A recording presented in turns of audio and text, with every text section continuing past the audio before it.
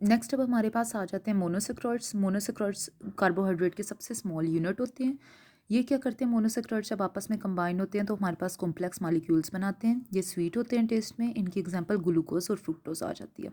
ये ग्लूकोज का हमारे पास मॉलिक्यूल है। पहले मैंने जो मॉलिक्यूल बनवाया था वो चेन फॉर्म में प्रेजेंट था, और अब कौन सा है वो हमारे पास प्रेजेंट है रिंग फॉर्म में। डाइसेक्रॉइड है हमारे पास। डाइसेक्रॉइड क्योंकि इसका नाम डाइसेक्रॉइड है, डाई का मतलब हमारे पास होता है दो, सेक्रॉइड्स का मतलब होता है शुगर के मॉलिक्यूल यानी कि मोनोसेक्रॉइड। अब हमारे पास दो मोनोसेक्रॉइड जब आपस में अटैच होंगे तो हमारे पास डाइसेक्रॉइड बनता है। इसका इन्होंने कहा मॉलिक्यूलर फार्मूला जो सा है वो सेम होता है, C12H22O11 हो। नेक्स्ट अब इन्होंने कहा है कि हमारे पास होता क्या है, कुछ ऐसे हमारे पास मॉलिक्यूल्स होते हैं जिनका हमारे मॉलिक्यूलर फार्मूला सेम होता है लेकिन स्ट्रक्चर फार्मूला डिफरेंट होता है। इनको हम लोग क्या कहते हैं, ये आइसोमर्स होते हैं एक दूसरे के। जैसे मॉलिक्यूलर फार्मूला किसको कहते हैं, जिसमें हमें नंबर ऑफ एटम्स पता चल रहे हैं, जैसे C6H12O6, ये ग्लूकोज और फ्रुक्टोज दोनों का मॉलिक्यूलर फार्मूला है। लेकिन स्ट्रक्चर फार्मूला किसको कहते हैं, जिसमें हमें बॉन्डिंग भी पता चल रही हो। जैसे ये है हमारे पास ग्लूकोज और फ्रुक्टोज का स्ट्रक्चर फार्मूला, ये दोनों डिफरेंट है। इसमें अल्डिहाइड ग्रुप लगा है और इसमें कीटोनिक ग्रुप लगा हुआ है। अब यहाँ पे हमारे पास जोन सी है ये हमारे पास मॉलिक्यूलर फार्मूला है, जबकि वो हमारे पास स्ट्रक्चर फार्मूला लिखा हुआ है। इस वजह से हमारे पास क्या होगा, ये दोनों एक दूसरे के आइसोमर्स हैं। नेक्स्ट हम हमारे पास डाइसेक्रॉइड्स की तीन एग्जांपल है, सुक्रोज, ग्लूकोज और साथ में सुक्रोज, लैक्टोज और साथ में हमारे पास आ जाता है मेल्टोज। सुक्रोज हम लोग सबसे पहले देखते हैं, जब ग्लूकोज और फ्रुक्टोज आपस में कंबाइन होंगे तो उसको हम लोग सुक्रोज कहेंगे।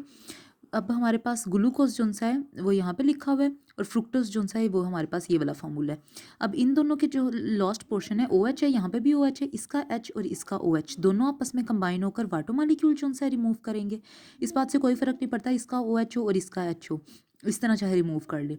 अब क्या होगा, यहाँ पे हमारे पास एक बॉन्ड बन जाएगा, और और हमारे पास क्या चीज़ प्रिपेयर हो जाएगी, सुक्रोज प्रिपेयर।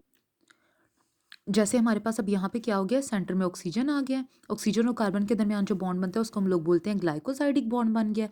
और ये हमारे पास जो है उससे सुक्रोज आ गया, और सुक्रोज को हम लोग क्या बोलते हैं, टेबल शुगर बोलते हैं।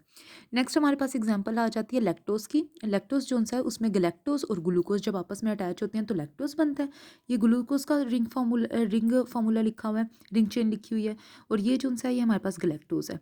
इसमें H और OH जो दोनों आपस में कंबाइन होंगे, वाटर रिमूव हो जाएगा। अब हमारे पास क्या होगा, यहाँ पे बॉन्ड बन जाएगा। अब यहाँ पर हमारे पास वाटर मॉलिक्यूल रिमूव हो गया और ये बॉन्ड बन गया है, लैक्टोज हो गया। लैक्टोज हमारे पास मिल्क शुगर में होता है। नेक्स्ट हमारे पास आ जाता है मेल्टोज। मेल्टोज हमारे पास तब बनता है जब ग्लूकोज और ग्लूकोज दोनों आपस में अटैच होते हैं। यहाँ पे हमारे पास क्या होगा, दोनों में इसका H और इसका OH दोनों आपस में वाटर रिमूव हो जाएगा, और यहाँ पे हमारे पास ऑक्सीजन मिड में आ जाएगा और एक ग्लाइकोसाइडिक बॉन्ड बन जाएगा, और हमारे पास मेल्टोज बन जाएगा।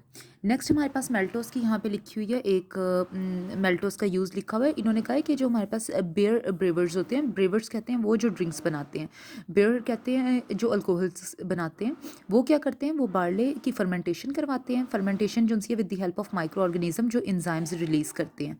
वो वाले जो माइक्रो ऑर्गेनिज्म जो इंजाइम्स रिलीज़ करते हैं वो क्या करेंगे, इंजाइम्स रिलीज़ करेंगे, बार्ले की फर्मेंटेशन हो जाएगी, और जिससे ये क्या बनेगा, अल्कोहल बनाते हैं। नेक्स्ट हमारे पास शुरू आ जाते हैं पॉलीसेक्रॉइड्स। पॉलीसेक्रॉइड होते हैं जब 100 से 1000 यूनिट्स मोनोसेक्रॉइड्स की आपस में अटैच होंगी तो उसे हम क्या कहेंगे, पॉलीसेक्रॉइड्स कहेंगे। अब पॉलीसेक्रॉइड्स में क्या होता है, हमारे पास इसकी में एग्जांपल आ जाती है सेल्यूलोज की। इसमें ये ग्लूकोज के यूनिट मैंने सिर्फ 3 लिखे हैं, लेकिन 100 से 1000 तक अटैच होंगे। अब यहाँ पे सिर्फ मैंने बॉन्डिंग समझाने के लिए 3 लिखे हैं। इसमें क्या होगा, हमारे पास ये ग्लूकोज है हमारे पास तीनों, इसका OH और H जो है वो आपस में रिमूव होगा, वाटर यहाँ से रिमूव हो जाएगा, इनका भी H और OH रिमूव होगा तो वाटर यहाँ से भी रिमूव हो जाएगा, और यहाँ पे दोनों तरफ हमारे पास बॉन्ड आ जाएगा। इसको हम लोग सेल्यूलोज, 3 यूनिट को सेल्यूलोज नहीं कहते, जब लॉन्ग चेन्स बनती हैं दोनों 100 या 1000 उसको हम सेल्यूलोज बोलते हैं। नेक्स्ट हमारे पास आ जाता है ग्लाइकोजिन। अब एनिमल्स, इसको हम लोग एनिमल स्टार्च बोलते हैं। एनिमल की बॉडी के अंदर जो कार्बोहाइड्रेट स्टोर किया होता है उसको हम लोग बोलते हैं उसको हम लोग ग्लाइकोजिन बोलते हैं। अब ग्लाइकोजिन जो सा है वो एनिमल की बॉडी में दो जगह पे स्टोर किया होता है, लिवर के अंदर और मसल के अंदर। लिवर वो जगह होती है जहाँ पे ब्लड बनता है, मसल्स पता है कॉन्ट्रैक्ट और रिलैक्स करते हैं। अब यहाँ पे इन्होंने ग्लाइकोजिन का फार्मूला दिया हुआ है C6H10O5, और अब इन्होंने कहा लेकिन ये जो हमारे पास नंबर्स हैं ये फार्मूला है, इसके अंदर ग्लूकोज के जो यूनिट होते हैं वो हर वेरी कर रहे होते हैं। एन का मतलब है कि वो 2 से लेके अप टू सो ऑन कोई भी नंबर हो सकता है। यहाँ पे लिखा हो number of glucose unit in glycogen varies, यानी कि एन है तो एन का मतलब होता है कि नंबर ऑफ जो से हैं ग्लूकोज यूनिट वो चेंज होंगे। नेक्स्ट हमारे पास आ जाता है काइटिन। काइटिन का बस यूज़ लिखा हुआ है। इसमें हमारे पास क्या होता है, ये इंसेक्ट्स के एक्सोस्केलेटन, इंसेक्ट और क्रस्टेशियंस के एक्सोस्केलेटन का मेजर कंपोनेंट है, यानी कि सबसे ज़्यादा ये वाला पार्ट प्रेजेंट होता है उनके एक्सोस्केलेटन में। दो तरह की स्केलेटन होती है, एंडोस्केलेटन, एक्सोस्केलेटन। एंडोस्केलेटन जो विद इन दी बॉडी होता है, एक्सोस्केलेटन जो आउटसाइड दी बॉडी कवरिंग होती है उसे एक्सोस्केलेटन कहते हैं। नेक्स्ट स्टार्च है। अभी हम लोगों ने एनिमल कार्बोहाइड्रेट पढ़ा था, प्लांट कार्बोहाइड्रेट। प्लांट्स की बॉडी में कार्बोहाइड्रेट स्टोर होती है in the form of starch. Next हमारे पास है सेल्यूलोज। सेल्यूलोज इन्होंने कहा है प्लांट्स का सेल वॉल बनाते हैं। नेक्स्ट हमारे पास आ जाता है लिपिड्स। लिपिड्स अब हमारे पास क्या चीज़ है, नेक्स्ट टॉपिक हमारे पास लिपिड्स है। जो लिपिड्स का हम सबको पता है कि ऑयली नेचर होता है इनका, और ये सारे के सारे क्या होते हैं, नॉन पोलर होते हैं। नॉन पोलर वो होते हैं जो वाटर के अंदर सॉल्युबल नहीं हो सकते, क्योंकि नॉन पोलर होते हैं, इनका नेचर ऑयली होता है। ऑयल कभी वाटर के अंदर सॉल्युबल नहीं होता, तो ये इनसॉल्युबल होते हैं वाटर के, और सॉल्युबल किसके होते हैं, नॉन पोलर के। फॉर एग्जाम्पल हमारे पास पेट्रोलियम, ईथर वगैरह आ जाता है। नेक्स्ट इसमें एग्जाम्पल इन्होंने दो तरह की एग्जाम्पल आ जाते हैं, कोलेस्ट्रॉल की और साथ में फॉस्फोलिपिड की। ये दोनों हमारे पास लिपिड्स होते हैं, और ये इंपॉर्टेंट कंपोनेंट्स होते हैं सेल वॉल के, यानी कि सेल वॉल बनाने में काम आते हैं। नेक्स्ट हमारे पास है एनिमल्स के अंदर, उन्होंने क्या, लिपिड जो सा है वो फैट की फॉर्म में स्टोर हुआ होता है, और फैट की दो चीज़ों से बनता है, फैटी एसिड और ग्लिसरॉल आपस में अटैच होंगे with the help of ester bond और एस्टर लिंकेज, और हमारे पास क्या बनेगा, फैट बनेगा। जैसे हमारे पास ये, इसमें हमारे पास ये 3 फैटी एसिड है और एक ग्लिसरॉल का मालिक्यूल है। इन तीनों ने क्या किया, OH ने और H ने आपस में रिएक्ट किया, तीन वाटर के मालिक्यूल निकल गए, उनकी जगह बॉन्ड बन गया, और ये हमारे पास फैट प्रिपेयर हो चुका है। नेक्स्ट हमारे पास फंक्शन दिया हुआ है, फैट के दो फंक्शन है। नंबर 1, एक तो ये सेल के डिफरेंट पार्ट्स बनाने में हेल्प आउट करता है, और दूसरा जब भी सेल को एनर्जी चाहिए होती है सेल्यूलर एक्टिविटीज़ के लिए, वो कहाँ से सप्लाई होती है, विद लिपिड से मिलती है। नेक्स्ट लिपिड किन किन चीज़ों से मिलके बनता है, उसकी कंपोजिशन क्या है, कार्बन से, हाइड्रोजन से और ऑक्सीजन से, और उसके अंदर स्मॉल अमाउंट ऑफ फास्फोरस और साथ में नाइट्रोजन भी प्रेजेंट होती है।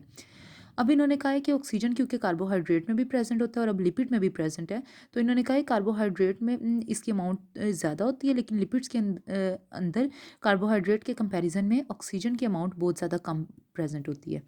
अब स्ट्रक्चर इन्होंने फैट का बताया हुआ है, उन्होंने कहा fat made up of 3 fatty acid. ये 3 फैटी एसिड हमें दिए हुए हैं, और इन्होंने कहा है कि एक ग्लिसरॉल का मालिक्यूल होता है, ये पूरा ग्लिसरॉल का मालिक्यूल है, और इसमें क्या होता है, 3 carbon chain with each carbon. उन्होंने कहा है कि इसमें हमारे पास क्या होता है, ये क्या करता है कि ये जो से 3 हमारे पास फैटी एसिड हैं, ये एक चेन के साथ अटैच होंगे, 3 कार्बन एटम जो से एक चेन के साथ अटैच हो जाएंगे, और जो OH with the help of OH group, ये OH ग्रुप और H ग्रुप जो से हैं आपस में रिएक्ट करेंगे, 3 वाटर के मालिक्यूल सेपरेट आउट हो जाएंगे, और यहाँ पे हमारे पास बॉन्ड बन जाएगा, और जो से फैट प्रिपेयर हो जाएगा।